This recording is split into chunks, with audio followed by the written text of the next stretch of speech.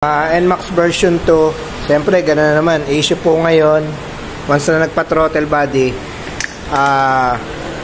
nagkakaroon na siya ng check engine, yung error 37 pagtaas ng minor, or yan po, kita nyo, check engine, or bagsak po yung minor o idling. So from Binangonan po ito, nakakita lang tayo sa feeds natin para pumunta rito. Ito po yung unit nila, throttle body, ito malinis na.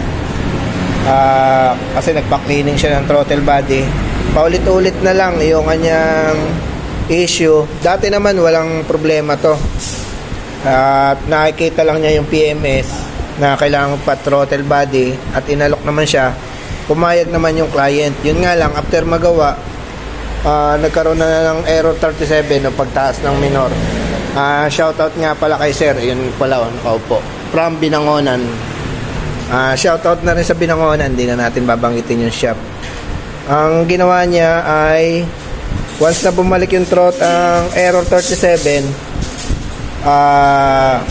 at nag-check engine, binalik niya dun sa shop. So ang ginawa nung shop, nireset uli. Yan, nireset uli, nawala yung check engine. After na makauwi na naman, bumalik na naman yung issue, error 37 ng pagtaas ng minor. So, ang ginawa ng mekaniko, in-advise siya. Dati kasi, yung huling vlog ko, ito ang pinapalitan ng manual ISC. Ngayon naman, kakaiba naman yung in-advise sa kanya. Ito yung pinapalitan, injector, fuel injector, bago na to. Bobo ang puta. So, si client bumili dahil naniwala naman siya sa mekaniko. So, after makabili, sinet up na, gano'n na naman ang issue, error 37 o pagtaas ng minor. So, gano'n po, once na nagpabili tayo sa client, isipin nyo muna yung kung saan ba talaga nagkaroon ng problema, kasi dati wala namang error 37, after nalinis, doon nagkaroon ng issue.